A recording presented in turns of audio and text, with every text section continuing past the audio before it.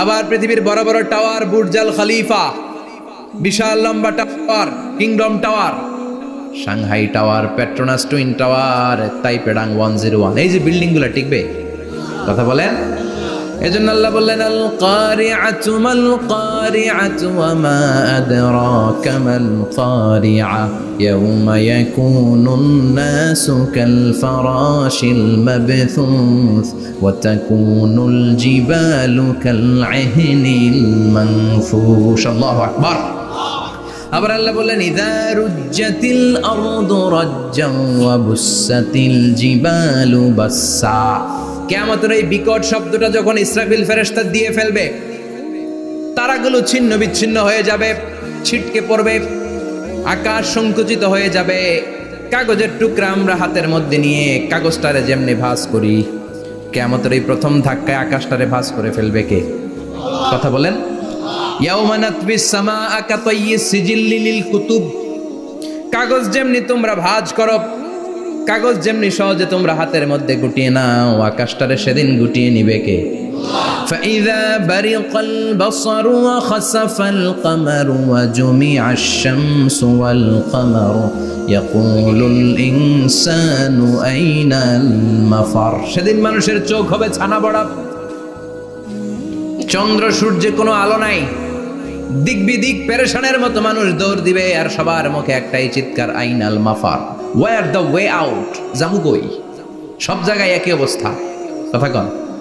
কিয়ামতের ঝাঁকুনি যখন হবে শুধু বাংলাদেশে হবে, ইন্ডিয়ায় হবে না, হবে সৌদি আরবে হবে না, কাতারে হবে না, আমেরিকায় হবে না, গোটা বিশ্বটারে একবারে ঝাঁকুনি দিবে কে? আবার আল্লাহ বললেন ইয়াউমা তারাউনাহা তাযহালু কুল্লু মুরদিআতিন আম্মা আরদাআত।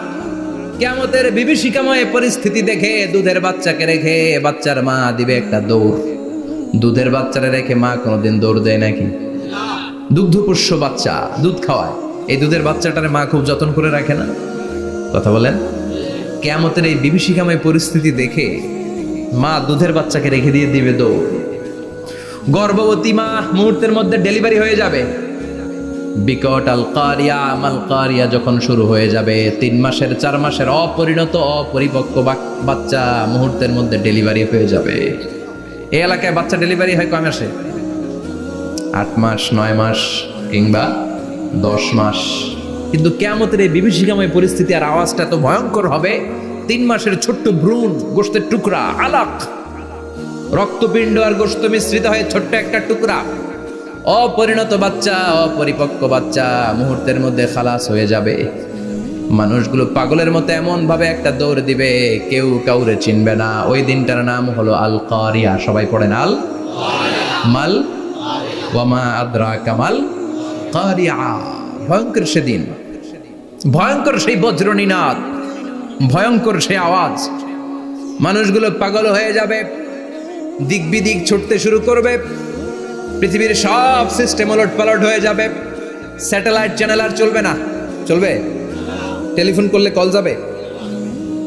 আমেরিকায় আপনার বড় ভাই থাকে, ডায়াল করছেন, রিং যাবে? স্যাটেলাইট থাকলে না রিং যাবে? এই যে আমরা কল করি, আমরা যে কল করি কিভাবে করি? ডায়াল করলে স্যাটেলাইটে যে নক করে, তারপর আপনার কাঙ্ক্ষিত নাম্বারে যে কয়েক সেকেন্ড পরে আবার নক করে, এরপর সে রিসিভ করলে আবার স্যাটেলাইট হয়ে আপনার কাছে। তো এটা সেদিন থাকবে না। স্যাটেলাইটগুলো একটার সাথে আরেকটা লেগে দুমড়ে মুচড়ে সব শেষ। বড় বড় টাওয়ারগুলো আবাসিক এলাকার উপরে পড়বে, গাছপালা ভেঙে খান খান, পাহাড়গুলো তুলাধুনা হয়ে যাবে। কেউ থাকবে ওই সময় টয়লেটে, থাকবে না? কেউ থাকবে ঘুমের মধ্যে, কেউ থাকবে বাজারে, কেউ থাকবে অফিসে, কেউ থাকবে রান্নাঘরে, কেউ থাকবে রাস্তায়, কেউ থাকবে নাচানাচির মধ্যে। চিল্লায় কোন ঠিক কিনা? যে যে অবস্থায় থাকুক না কেন পাগল হয়ে যাবে, পাগল, অস্থির। ওমা হুম বিসুকারা ওয়ালাকিন আযাবাল্লাহি শাদীদ। মানুষগুলোরে মাতালের মতো দেখা যাবে, আসলে একটাও মাতাল না। আল্লাহর আযাবের ভয়ে সব অস্থির হয়ে যাবে। আল্লাহু আকবার। এজন্য আল্লাহ বললেন ইসরাফিলকে 3টা ফুৎকার দেওয়ার জন্য আমি তৈরি করেছি। প্রথম ফুৎকার যখন সে সিংহার মধ্যে হাঁকিয়ে দিবে, তখন এই অবস্থা হয়ে যাবে। এবার দ্বিতীয় সিংহায় ফুৎকার দেওয়ার জন্য আল্লাহ অর্ডার করবে। ইসরাফিল তার বিশাল হুইসেলটা নিয়ে সাথে সাথে দ্বিতীয় ফুৎকারটাও দিয়ে দিবে। দ্বিতীয় ফুৎকার দেওয়ার সাথে সাথে এই ফুৎকারটাকে আরবিতে বলে নাফখাতুস সাইক। সব মরে যাবে। সব কি হবে? মরবেন না আপনারা? আজীবন থাকবেন? একদিন মাটির ভেতরে হবে ঘর রে মন আমার, কেন বান্ধ দালান ঘর, প্রাণ পাখি উড়ে যাবে পিঞ্জর ছেড়ে,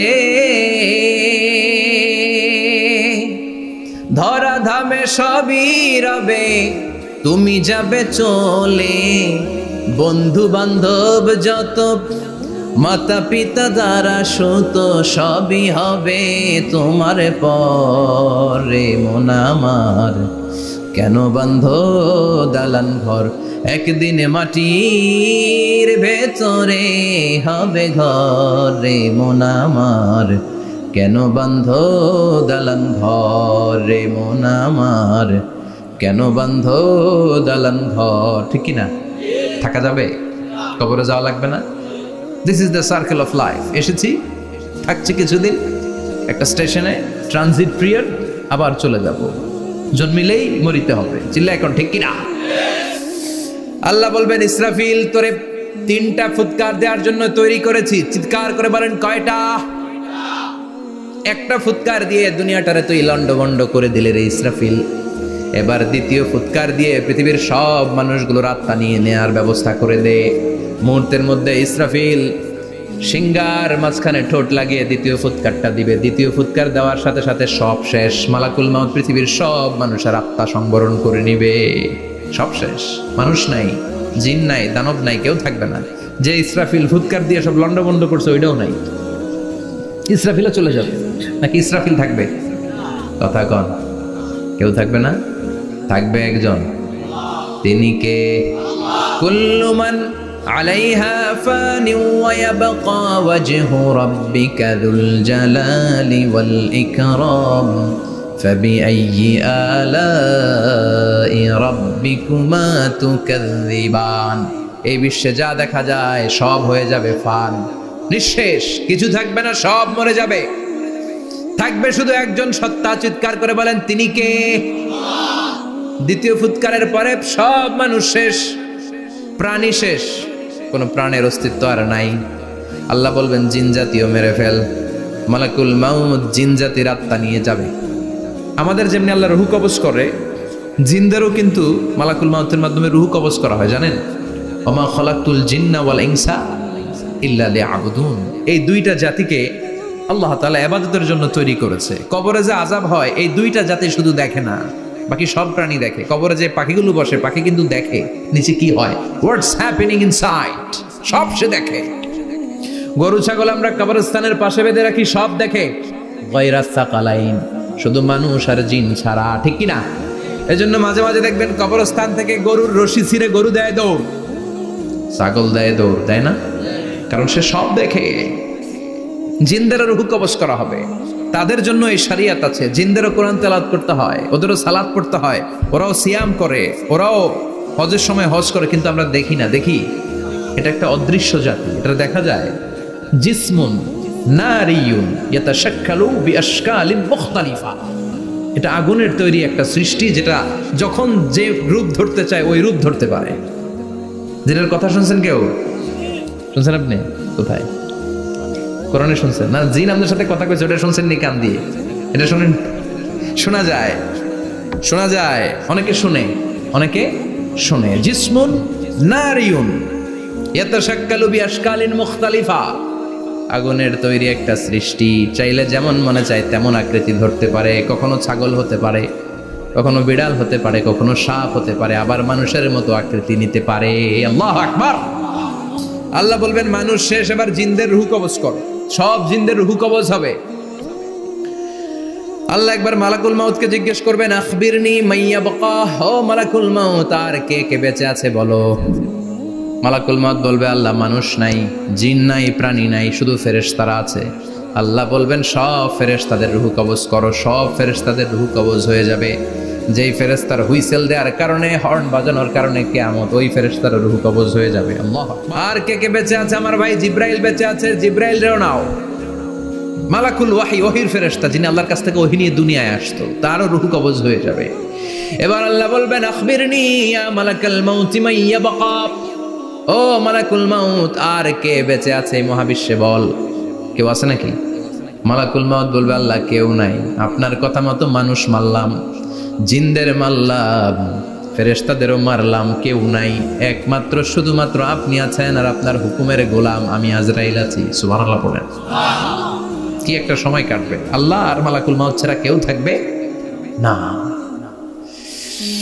আল্লাহ বলবে সবাইকে মারলি, সবাই চলে গেল, সবার মরণ হলো, এবার তোর মরণ, এবার সবাইকে মারলি, এবার তুই একটু মর, তুই একটু মর। কি ভয়ঙ্কর কথা, তুই মর শুনে মালাকুল মাউত কাঁপতে শুরু করবে, খিচুনি উঠে যাবে মালাকুল মাউত।